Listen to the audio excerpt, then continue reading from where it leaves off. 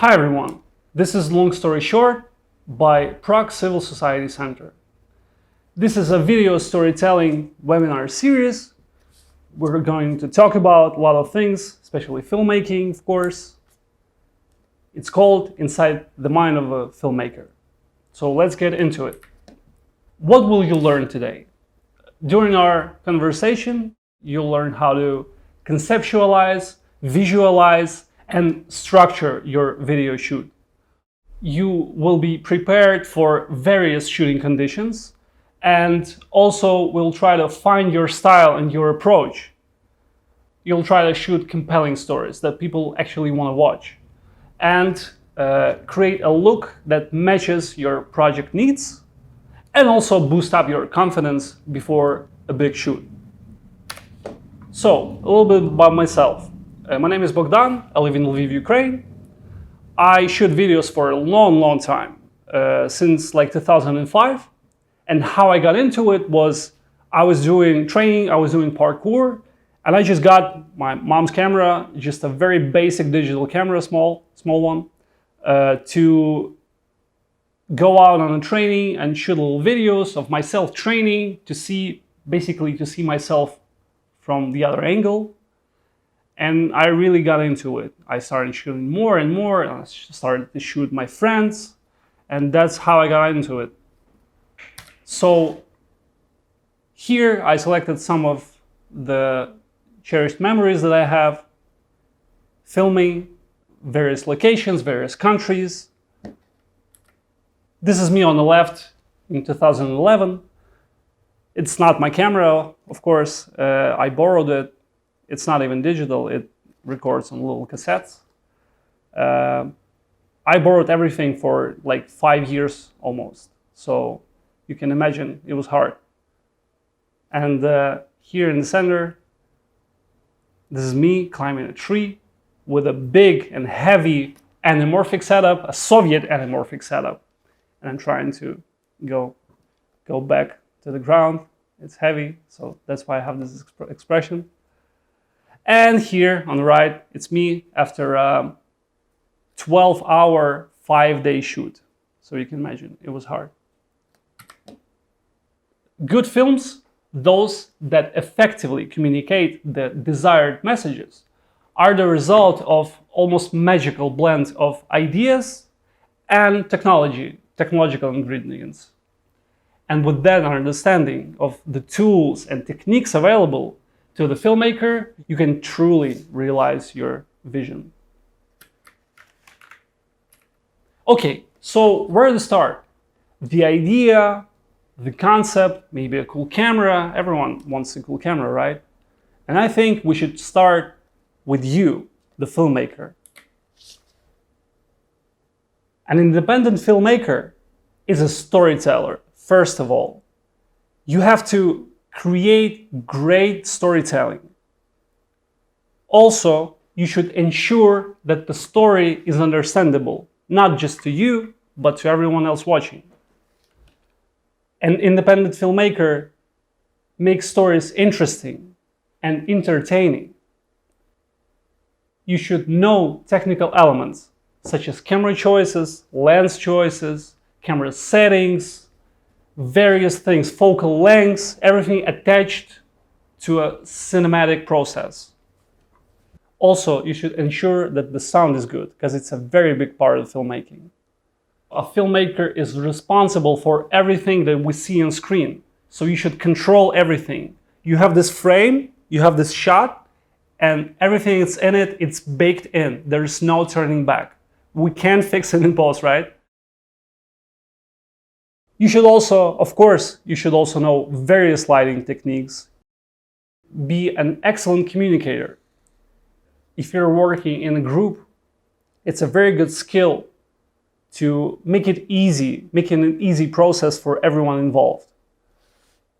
Again, an independent filmmaker should be a decision maker, because when the time is crucial, you have to make decisions that depends on the final result. You have to be calm under pressure, because there's a lot of pressure.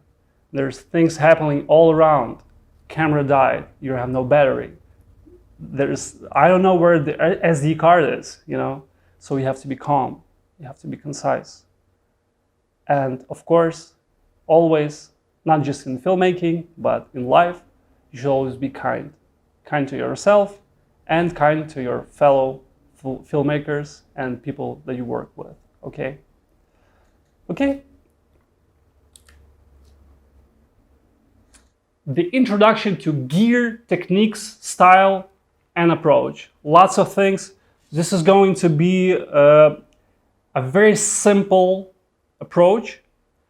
I don't want to give you lots of information, but I'll try to make it short, make it quick, make it snappy. First of all, of course, the gear. You can't shoot videos without a basic camera, right? So let's start with that. Becoming fluent with technological aspects of filmmaking can often be intimidating, and I'm here to help you with that. Before considering certain cameras, you must know the needs of your project and your budget. Moreover, be just realistic. If you're a student or relatively new to filmmaking, consider starting with maybe a more affordable option, rather than jumping into the deep end with something that may be overkill for your needs. That's the general rule, and I think it's great to just start shooting. Just go out there, just borrow some camera. Maybe a friend has a camera for you. Just start filming, just start exploring through your camera eyes, because you see your world differently than the camera sees the world. And it's very important to know. Very important to explore this and to have experience, to know what angle to choose, to know what time of day to choose, to what kinds of lighting, what kinds of sounds. That's all very crucial. And without trying and without failing, you can't do it right, in my opinion. First of all, almost everyone nowadays has a cell phone. It's versatile, it fits in your pocket, of course, it's low profile. There's a lot of things you can do with this.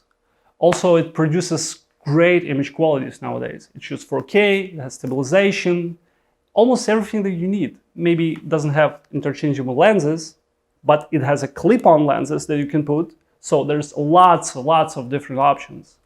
And of course, you can stream on the go, wherever you are. So consider cell phone shooting.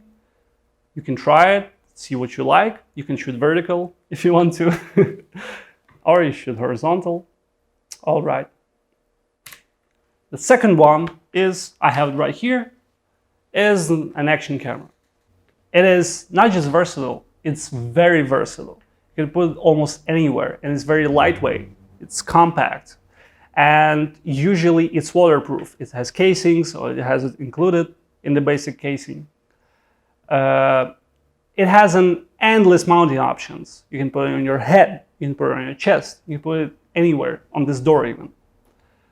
Also, you can shoot an easy POV. This is a point of view of a person. So you shoot like this and you look like through someone's eyes. It's very cool. You should try it. Also, of course, we have DSLRs and mirrorless. It's good because of the many options of the market. You have a great price range with mirrorless and DSLRs. Also, you have amazing lens choices. Like, for example, this one. I bought this at like 2010. It's still great. I love it. It's a Helios lens. It's a Soviet lens. Renders great, soft images. And it's a great option if you're just starting out and want to see something different. Maybe you're on budget. And I really recommend buying a system that can support Soviet lenses and various different lenses. You have kit lenses, the basic ones that comes with the camera usually. And you have manual lenses, you have alternative market, knockoff lenses even, So there's like a lot of things to try out. With these types of cameras, you have amazing functionality for a price. That's perfect, because you can try out different things, different settings, different codecs, 4K, Full HD, slow motion, all of that good stuff. These types of cameras have amazing functionality for that kind of price. They're lightweight, they're portable, like this one. They have intuitive menus. So I think this is a great option for beginners, and you should try it out and see if it works for you. Next up, it's the big boys, the cinema cameras. It is the ultimate quality, big sensor size, big resolution, everything big, great low light performance, so you can shoot in the dark, wide dynamic and tonal range. What that means is you have the black and you have the white, and all of the different gradations that you have, the more of them you have, the greater depth the feel of the image has, you know? So it's great to have a lot of dynamic range to capture more information. Also, incredible color depth. You can shoot log, you can shoot 10-bit. It's all very technical, I know, but it's those very cinematic qualities that make them so great. And different codecs, different bit rates, different recording options. What that means is it can capture more data, so it's richer. Of course, it takes up more space, but you need that space, you need the depth, you need that color to put it in the post-production software to make a film. Also, you have extended frame rates. What the frame rate is basically we see an image from the camera by a series of stop shots, a series of single shots. And for example, a classic rate will be 24 frames by second. And cinema cameras has an option to extend it, to make it 60, to make it 180, to make it 1,000, even more. So that's what they're useful for. Also, they are for professionals and they cost a lot of money. So just so you know, this option is out there, but that's what it's good for. Let's move on. You have other options.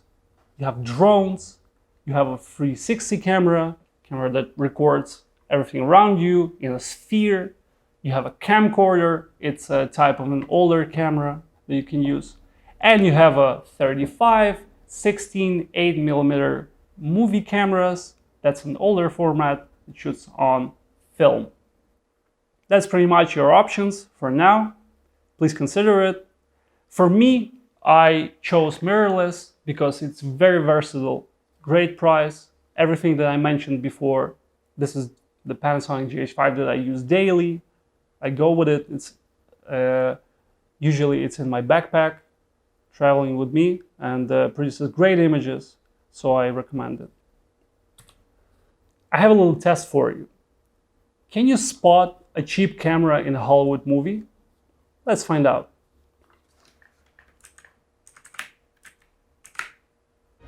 Now will be the scene. Here we go.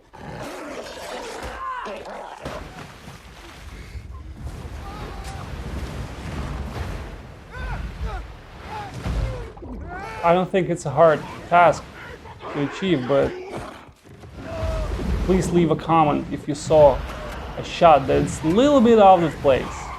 Just a bit. Can you see it? I can.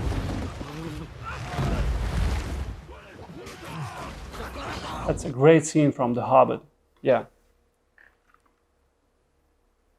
Okay, I'm going to reveal it. Here we see the majestic shot of the GoPro that's put in the barrel. And right after, it's a great cinematic shot, great VFX, and the GoPro again. Yeah, so that's a little example for you. Peter Jackson just wanted to use a GoPro, I guess. Okay, let's move on to some crucial parts of filmmaking. Is to know your gear, know your camera settings, what you work with. Because a lot of the people just ditch out the manual and just try to figure it out, just try to push buttons, you know? And I think you should know your camera as the back of your hand. So, what are the options? We have this camera here. It has a lens. It has an attachable lens that you can switch. Lenses come with different millimeters, different focal lengths. They can be a zoom lens. It means that you can zoom in and zoom out. Or they can be fixed.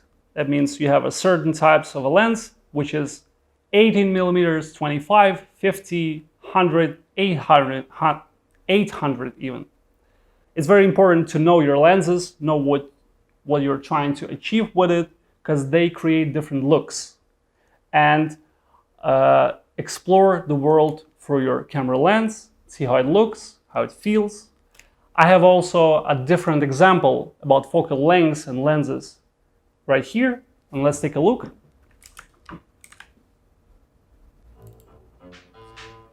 So here you see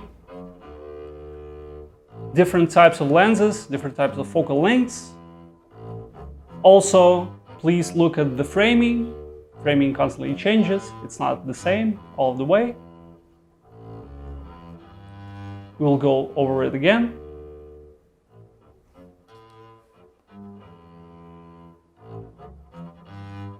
It widens up and widens up. And notice that the camera position is the same. The camera is standing still. All that is changing is just focal length.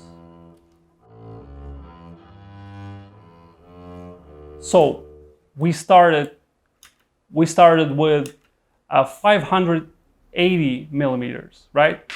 And we finish up with an 8 millimeter ultra prime. Take a look at this difference.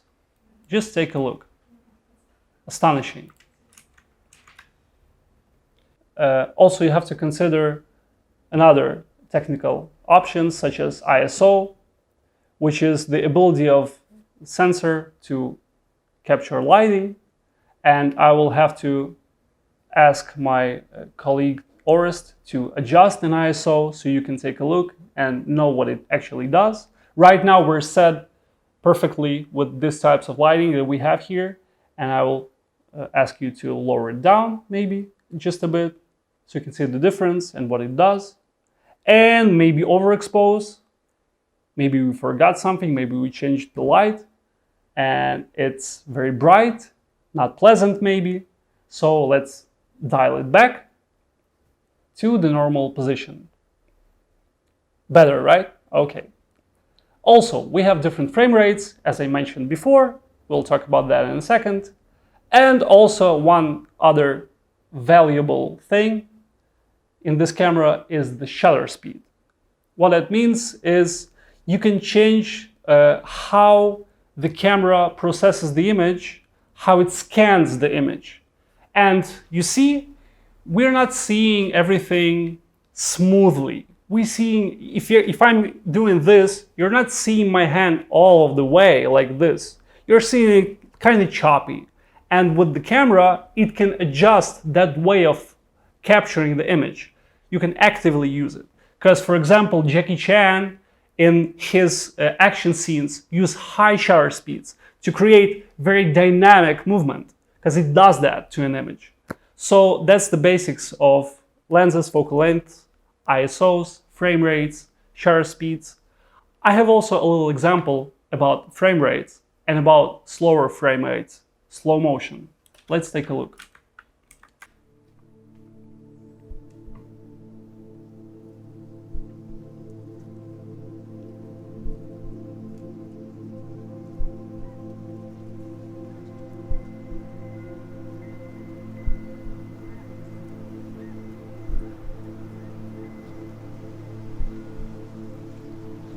There's no budget, no directions, just me in the room with the camera and with the talented actors that are performing.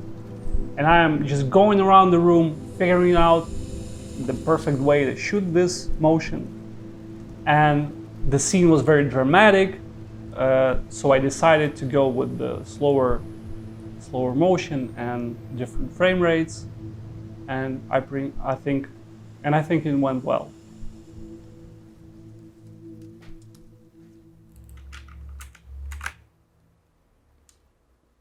So let's move on. What other equipment do you need? Because just the camera is not enough. First of all, you have to assess what you already have. For example, I have this camera right here. Maybe I have an action camera right here. I have another lens. That's great. What are we missing? Missing a lot of things. So you have to know what you have and add up. Think about, maybe I need this one. Maybe I need a light. Maybe I need a microphone, you know? So think about all of those things and create a list of things you need that will help you drastically, just so you have everything right there. And also you can borrow or rent everything that you don't have. Nowadays, a lot of people have action cameras, have DSLRs, have mirrorless cameras all around. Maybe you have friends that are photographers, videographers. Please ask people, because people are kind, people are willing to help you if it's for a good cause. So please try it out. You have microphones, and you have sound capturing devices. Lots of things to talk about here. First of all, let's begin with the built-in microphone that's inside every camera. It's not that good because it renders lots of noise and lots of handling noise. What that means is when you're carrying a camera, you're hitting it just a bit, and it creates a noise and emotion that is distracting. So you want to avoid that. It's great for backup, and it's great for syncing sound. What that means is when you're editing everything, you have a sound from the camera, and you have maybe another sound like I have here from a microphone, and you can sync the video and the audio nicely using the built-in microphone. And that's basically it. So it's not a great option, but it is an option, and I've shot multiple videos with just using a built-in camera, and it worked out well. If there's no noise around, no fridge running in the background, no wind, it can be okay. If you're close enough to the subject, you'll be fine. Next up, on-camera microphone. Usually it's called a shotgun. I have it right here. It's more directional because you see it can point to the source. If it's close enough, it's perfect. It captures more natural environmental sound, and that's exactly what you need usually. So it's great. Also, it comes with different things that you put on, like the foam and fuzzy cats. We'll talk about it later. And the main thing with it, it's like a built-in microphone, but just a better version of it. And if you're on the go, if you're shooting a documentary maybe, it's perfect. You can just go like this and have a great sound right where you are. You're shooting on the go, and here it is, capturing better sound. That's how it works.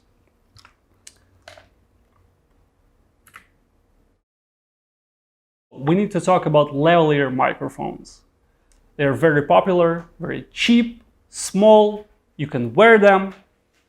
You can connect them right here in camera usually, or you can run it through a different sound setup for a different sound recording device to capture great sound. And it's a great microphone. There are some rules to it. It has to be pointed up, not down, not to the side. It has to be not covered with clothing, because it will make a muffling sound, a muffle. You don't want that, of course. It's great that if it has a little foam protection from your breath and from the wind, as I mentioned before.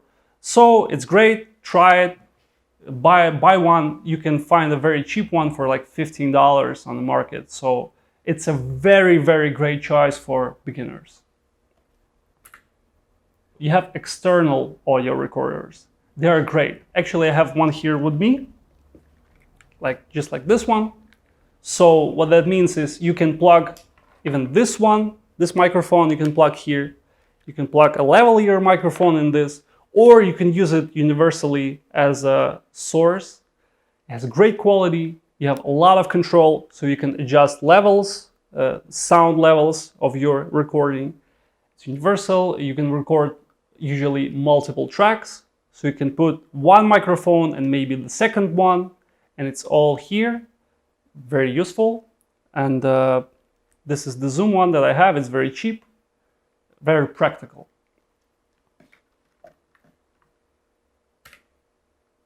We have boom microphones. It's a little variation from the shotgun microphone.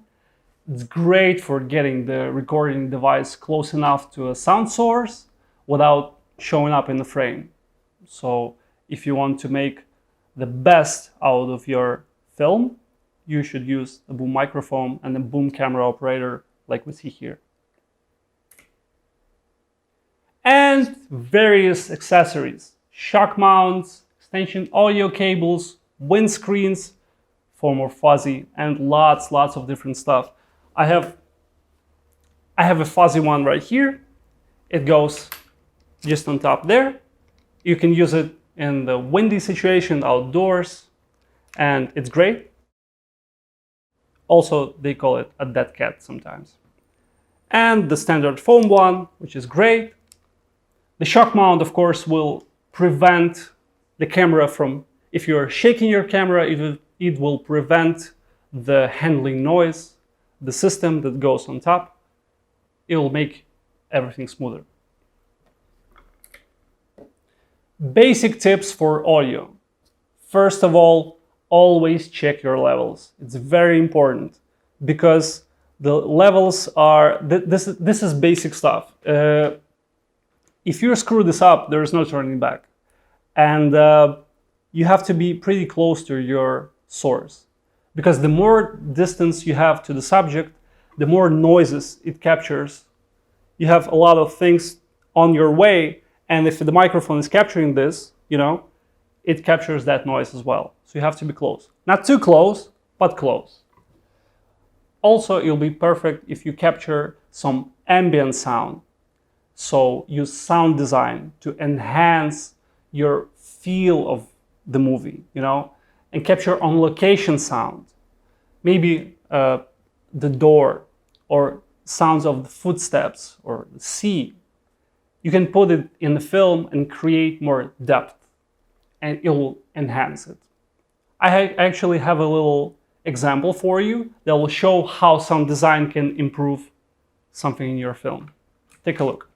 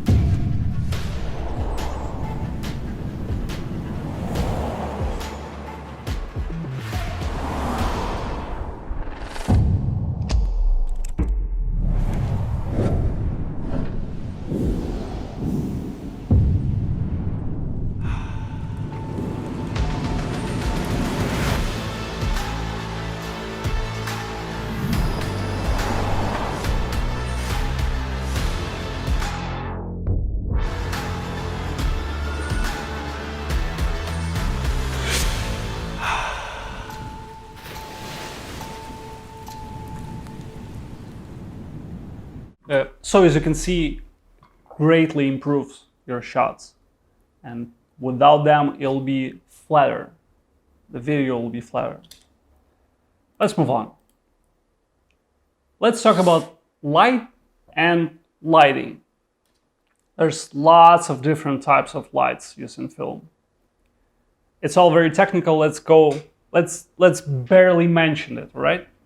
You have HMI, you have fluorescent, you have LED, halogen. Also, it's great to have practical lights, like lamps. I have one right there. You have candles, you have flashlights even. It all is useful for creating a movie. If you don't have a lot of lighting, you can put a lamp in the background and it creates depth as well. So you have to perceive light as an instrument, so you can use it to achieve your film's vision. Basic stuff about color temperatures, just so you understand. It measures in kelvins. As you can see from the match flame, that is 1.7K, all the way to the moonlight with 8K. And briefly, I want to show you how it looks using this camera right here. So let's dial it down. Let's dial it down, and you will see momentarily how the look changes. So right now, as you can see, I look pretty blue. I don't feel blue though. So let's maybe jump and move all the way to the other side. And the field changes, scene changes.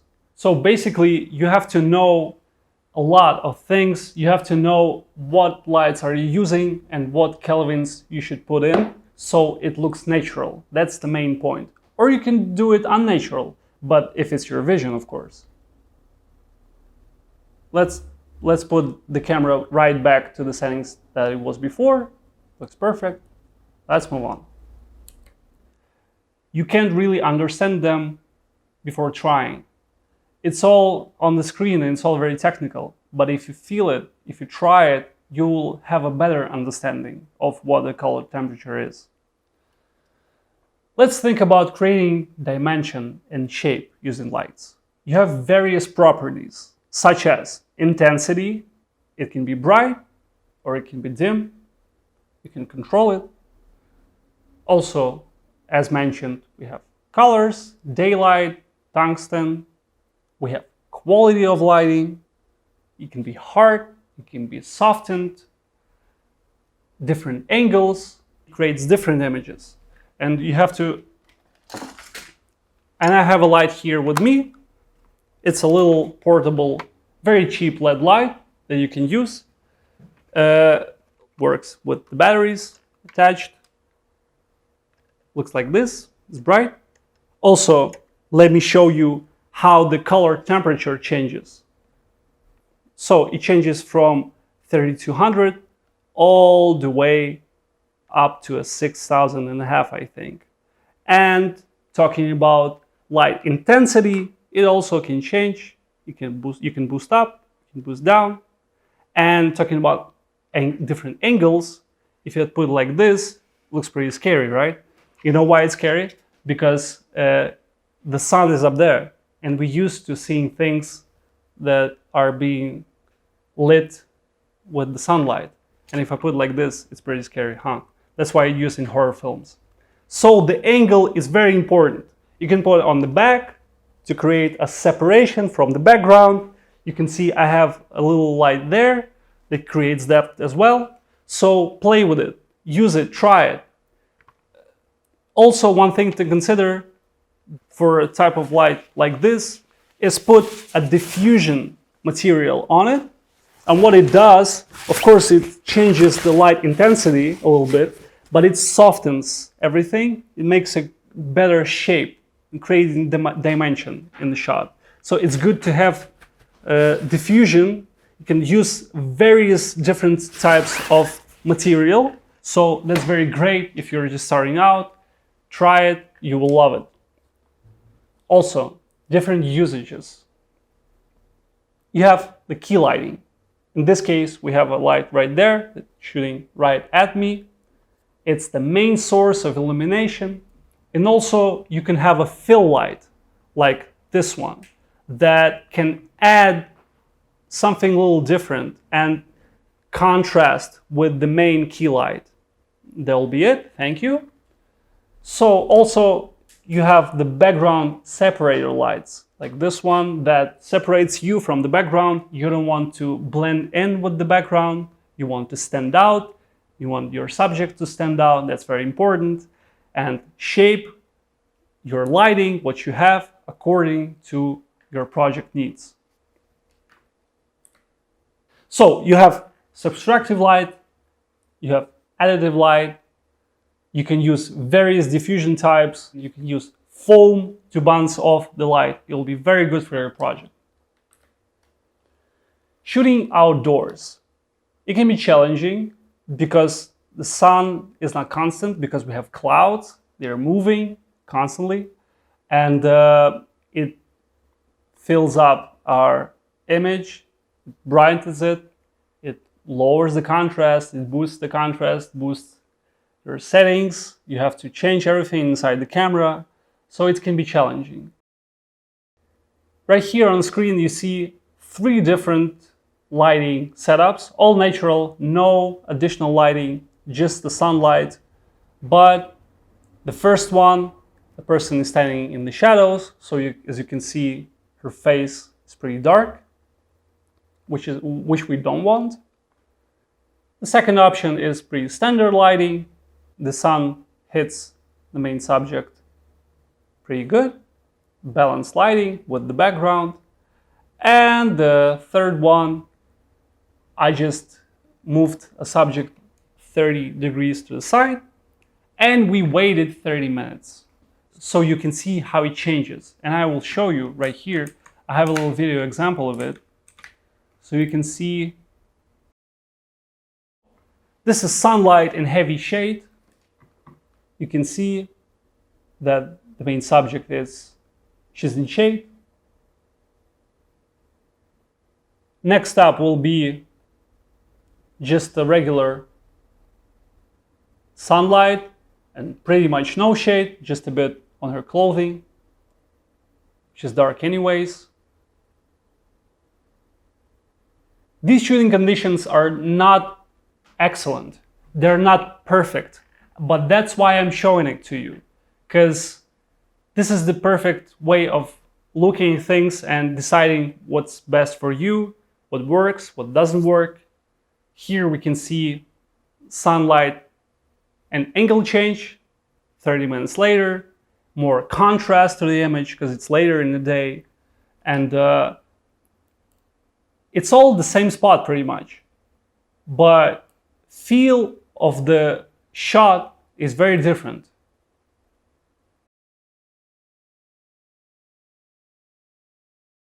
Little tips for you: use natural light if you can, because it's the best. Look for reflective surfaces, and what that means is, as I mentioned before, you can reflect light off of things, but also if you have something that is reflective on the person that you are shooting or in the background, it can be distracting because it will bounce up with the lighting, it will distract. So look for things that are reflective. Avoid strong direct light, because first of all, your subject will not like that at all. It'll be very bright. And second of all, the quality of light will be low. You need to soften it up to produce better image. Lighting must be complementary as well. You don't want to overlight your subject. You don't want it to shine. Actually, I have a little example for you here. A little while ago, I was helping my friend to shoot a YouTube video about sound. And we filmed a lot of interviews. And the point of interviews wasn't the visual aspect, it was the sound aspect. But we have different visuals. And I encouraged him to try out different setups, try out lighting. So we have some examples right here from the studio, shot a while back. Let's take a look.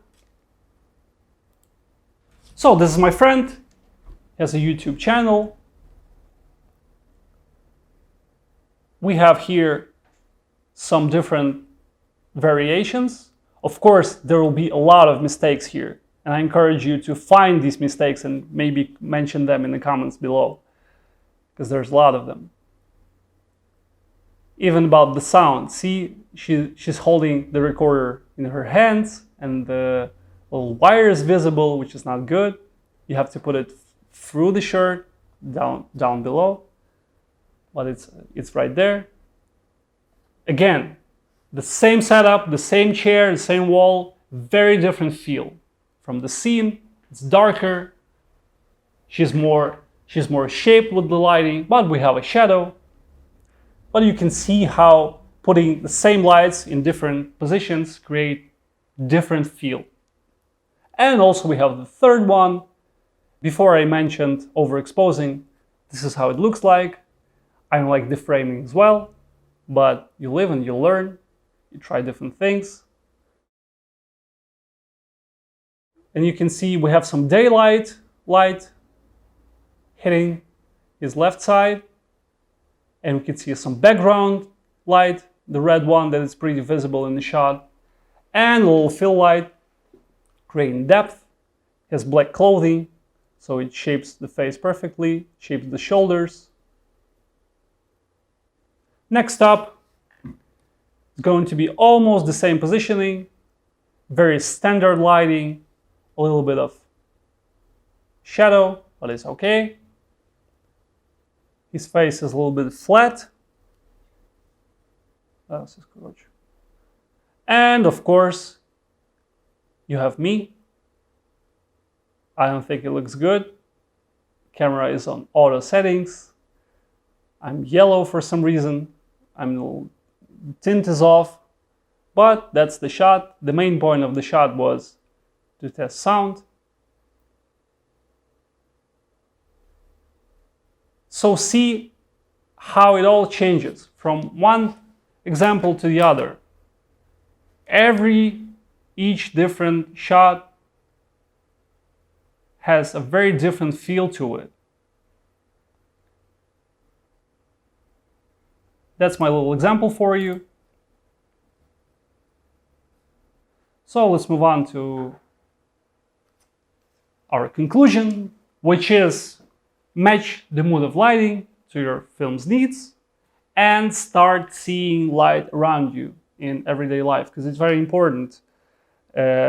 Lighting is challenging, but it's fun. And you have to imagine that in this room right now, there's thousands and thousands of light rays, light beams bouncing around all over. And if you try to think about it on the street, walking around, and you will see those reflective surfaces, those bounces, it will help you later with filmmaking. So, we're all done with technical, and let's get into some creative. Of course, you have to research the thing that you want to film or the subject. Why make a film on the subject? Why is it important? Of course, you have to know who is the film's audience, because you're not shooting it just for yourself. You want people to see it. So you have to think about that. Or you have to ask questions to a person that is proposing you this idea of a project. What do we know about the subject? What's the background? What's the history? Ask questions. Scout locations is very important as well. Locations that might be appropriate to the story and what you learn about the subject. Narrative. What do you want audiences to think, to feel after they watched the film? Who are the characters? Why they have been chosen? What initial ideas do you have to structure the film as a story? Because you have to think about your film with these simple steps. They can be hard questions to answer, but it's very important you have it all done and you can present it to someone else if you're working with the crew to propose a concise story that will be understandable, that will be fun, enjoyable, and well shot. I think documentaries are just great for new beginning filmmakers. It's the very fast way to learn how to build that narrative story. Often spontaneous, things can happen in the moment, you know. It depends on you developing intuitive judgment.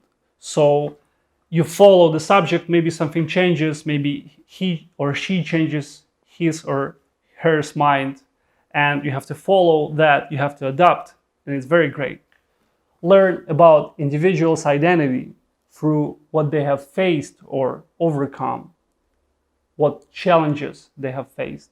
That's great about filmmaking because it's all real life, it's all real stories. They are compelling. Documentaries allow you to see how real life becomes even more interesting than fiction sometimes. It's also great to show various perspectives, show people for who they are, celebrate cultural differences, give a voice to those who do not have it, or bring attention to something new. It offers the opportunity for fast shooting but slow editing and time to contemplate the results. Fiction is slow to shoot but fast to edit, So you'll spend a lot of time with your edit, a lot of time with your material, because it's not that prepared, it's a documentary style. It will help you to understand what do you have, what type of material you have. It's very spontaneous, and you can shape it differently based on how you would like it to look. With fiction, it's pretty much backwards. You have everything written down, so on, so on. So it's different approaches, but documentaries are very good for new filmmakers. So, preparing for our shoot. Again, evaluate your needs and your budget. It's very important. You can imagine all of the good things that are a part of filmmaking, but if you don't have a budget for it, well, you have to think about a different way to film it or a different setup. Start with figuring out the visual language you want to communicate in the shot, and then decide how to achieve it. Basically, imagine it, right? Basically. Look for references, very important, such as maybe your favorite movie, maybe a YouTube video or a Vimeo video, maybe some visuals, just pictures from Pinterest and online communities. I often see people asking in public forums, please help me to look for different references for my project. It's very useful and I encourage you to try it. Try to deconstruct those things that you see into a little different shelves of information. What's the look of it? What's the color? What's the lighting? What's the camera movement? What's the equipment maybe? And figure out how it was done and then apply it to your project. Also, we have a storyboard, your visual script. It's an instrument that helps you to communicate with others, to visualize your ideas. This is an example. I also wanted to show you some examples from my friends. I didn't shoot this project, but I helped them. I consulted this project, so take a look. Usually our storyboards look like this. So you have basic visual ideas, framing, positioning, movement, all explained, colored. You can see some details, some different shots. Right here again, you see some different scenarios, some vampire teeth, other good things. And let's maybe look at the final result. And it won't be possible without everyone within the crew knowing what we have to achieve. And this storyboard is the universal visual script that everyone can take a look and understand what is needed to be done for the project, for this shoot. So let's take a look.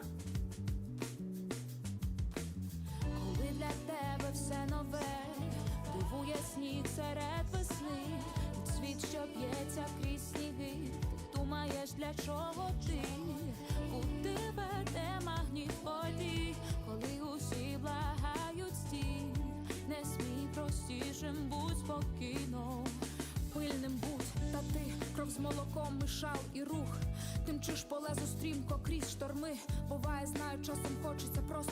It was filled with different visuals, and this is why it's so important to use a storyboard, so it's not just in your mind, but everyone else knows what you should do and what's the setup.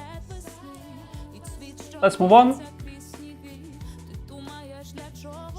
Shot list. This is your structure, your guideline. If you have a client or a person who is communicating with you, they can form a shot list to help you understand what is needed to be done. And I have some examples from my experience. Here's the part one. This is very simple, just an email with locations, with general notes about what is needed to be done on the spot.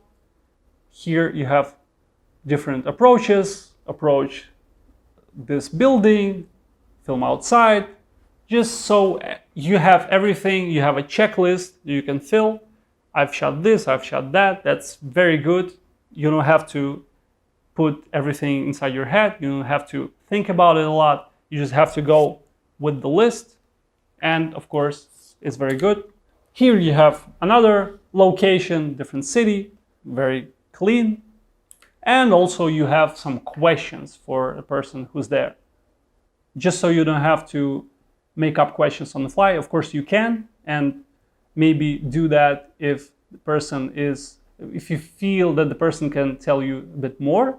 You can improvise, you can add questions, but this is the basic things that you have to get before going for your own questions. What if there's no script at all? Sometimes it happens, someone just asks you to shoot something, or you just have a basic idea of what you want to achieve and you go out on the shoot. First of all, you have to imagine the final product while shooting. It is very important. You have to edit the movie on the fly in your head. What I mean is, if I have this camera and I have this angle, I also have to know the next one and the next one and the next one. I want to look for the best angles, the best shots that will tell the story that I want to tell. So also you have to follow the desirable speed and pace of your shots, so they're all in the same style. And as I mentioned before, explore through your camera because it's different from your eyes. I actually have a little example for you. Just recently there was a musical festival here in Lviv.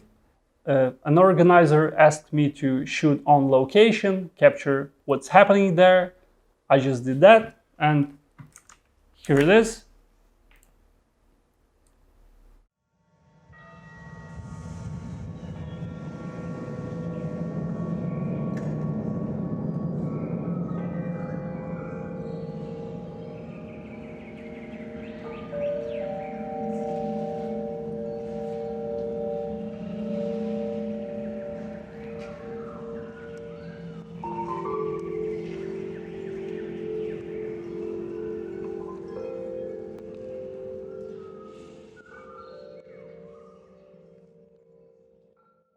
So let's rewind a little bit.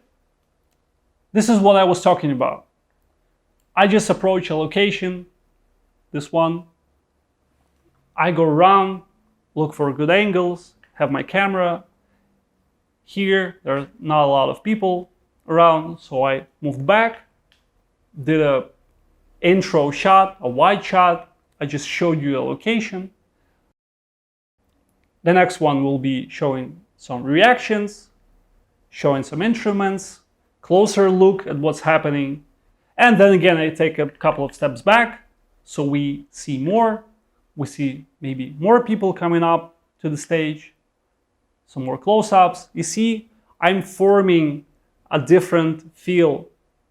And it's interesting to watch because everything changes. And also I used higher frame rate to achieve slow motion and to make it all flow and be interesting, different, and this is the kind of picture that I like. I also have a couple of other examples from this event. This is a whole different vibe here. Same style, same frame rate, but the music is different. All of the soundtracks were captured right there, so it's natural soundtracks. Different feel, different location, you can see different techniques.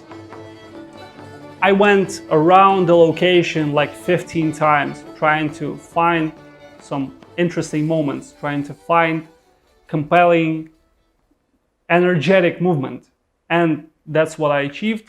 Let's take a look again. We have maybe some shadow shots just of the person jumping. Here, for this shot, I went on the second floor and I stood on the window like this, and I've shot all from the top because I thought it will be interesting. And here I went back to the ground and filmed close-ups of the subjects dancing, just a different angle, different feel. Then I went up there, filmed from this side. The lighting is great here, as you can see, it's great contrast. Some musicians, a pan shot, and again the shadow shot, and very close up and the distant shot. So it's the variations that makes it interesting. And I have a different one, different location, very static, not a lot of movement, but I'm trying to capture all the different angles. Just a simple, quick video that you can post online. I have something else that I wanted to show you. It's a music video that I've shot. I had just a basic visualization from the artist. He explained to me what he wanted to achieve, what locations he chose, and I went on the spot right there, no preparation at all. I spent maybe 20 minutes on location looking for different ways to shoot it, and I listened to the track a lot before that, so I knew the pace, I knew what I wanted to do, and I had some thoughts, I had some ideas, and here's what we did.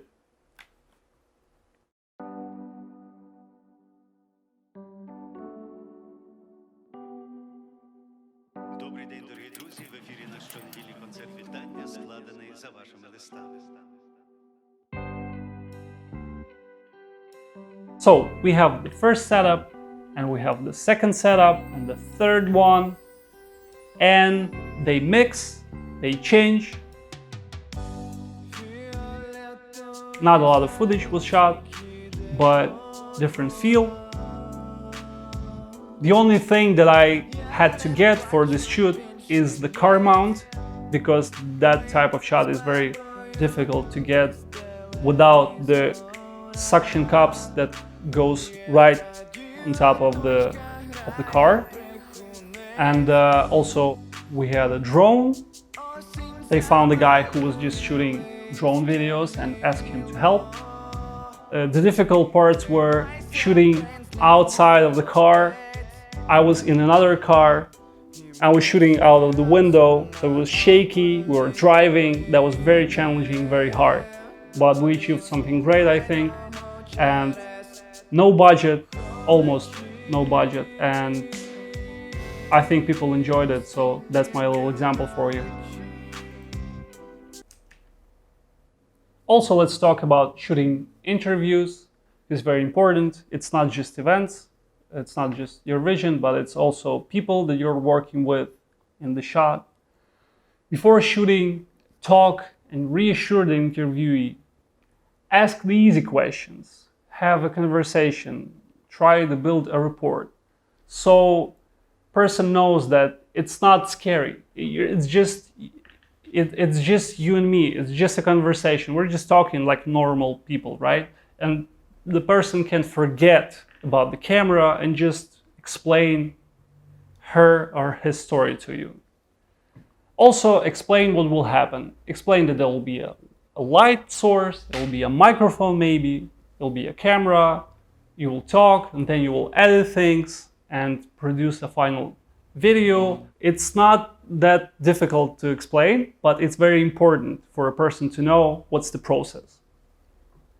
Also, quickly get a feel for the person. Try to predict a little what they will say. Look for their magic qualities. Maybe they have some quirks. Maybe they have some interesting things about them. And maybe it's not very visible, but you have to listen. You have to actively listen and feel it, and maybe adjust or maybe ask questions to have a better story. Match the person's vibe with the environment. That is color, textures, shadows, lighting, of course. Also, sit closer to them to make it feel more comfortable, just like in regular life. When asking questions, ask them to give an example, to expand. Ask, what are your thoughts, or what do you think about it? Don't ask questions where the answer can be yes or no. We don't need that. We need full answers, right? It needs to go back and forth, and please don't talk too much. It's not your time. It's a time for the person to express herself or himself. And don't talk when they're speaking. Don't interrupt. It's very important, because I've made that mistake a lot of the times. Because usually when you talk, you kind of a little bit go over the person. And we don't want that, because we're recording sound, remember? And if you can hear yourself in the edit going over some important thing that the person is telling you, that's pretty bad. Each shot is a part of the sequence, helping to create meaning through the juxtaposition of shots. So you have different shots, you have the sequence, and please find this path to success, to making a good film. You must think about the edit, of course, when filming, interesting sequences, and you have to shoot a lot of B-roll. What is B-roll? It's additional footage that you shoot. Maybe if you're filming an interview, you can have a second camera or a second person filming. You can shoot different angle. You can shoot like hands of the person. You can shoot a setup, shoot a background. You can shoot a feel of the location. You can film outside. You can film a person going into the shot and sitting. It's all B-roll, and it's very important because it makes your movie rich with shots, with different options, with different approaches. And that is what very great, and I challenge you to explore it and try it. But now let's talk about camera movement techniques. This is a camera. I can film just like this. It'll be just steady. It's called a static shot. It's static, no movement.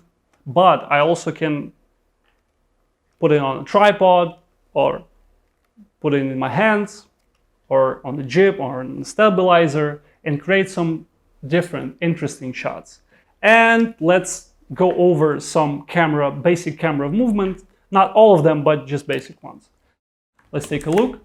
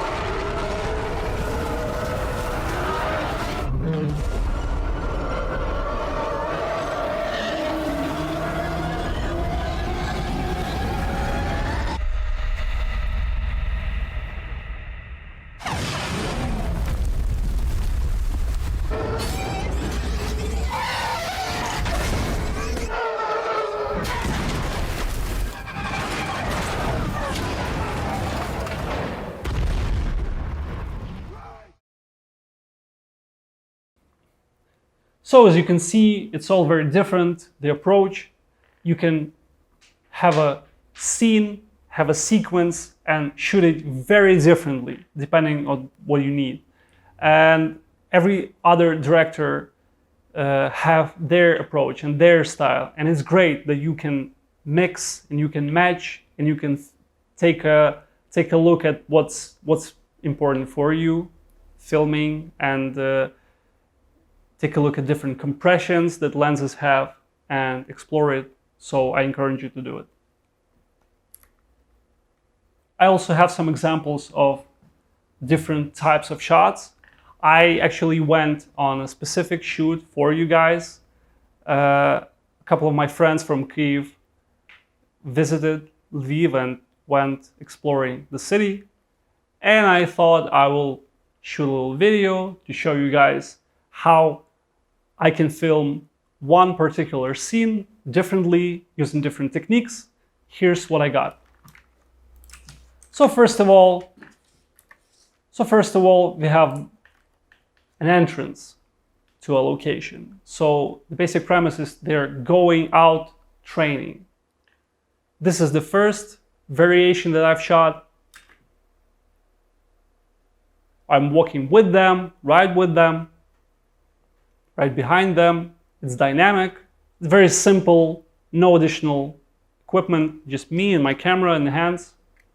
This is the second shot, more static one. And the third shot from completely different angle, completely different approach, using all of the techniques that we mentioned before.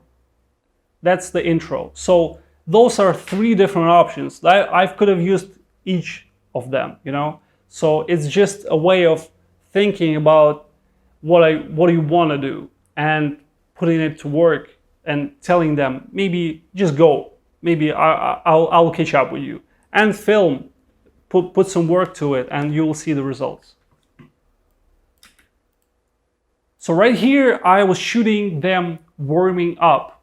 And of course, I wanted to show you how different approaches can impact what you see on the screen.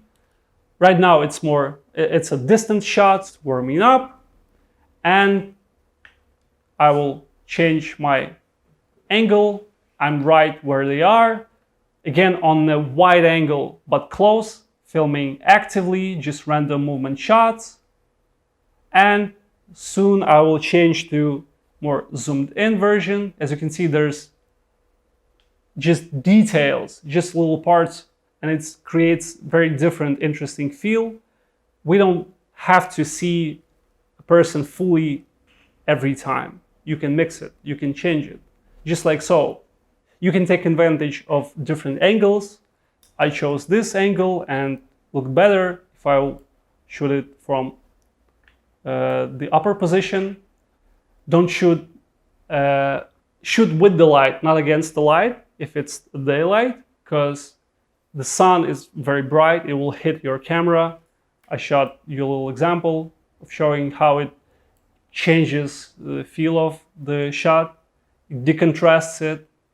Also, I want to show you some lens compression. The same placement of the subject, but I'm moving and I'm using different zoom variations. This is one angle. And now look at the background. Oh, how it changes, right? As you can see, changing my position and changing my zoom can very drastically change the same shot. Take that in mind. So you have to explore.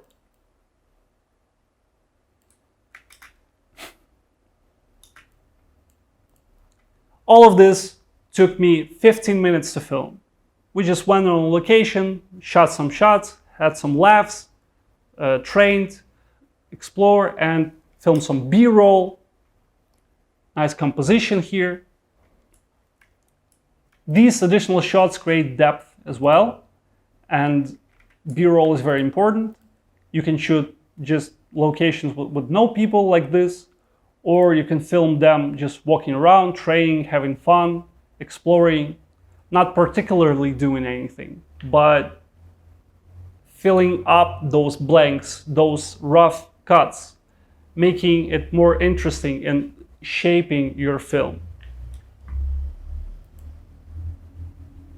Also, again, different compositions, different framings, so looks more interesting.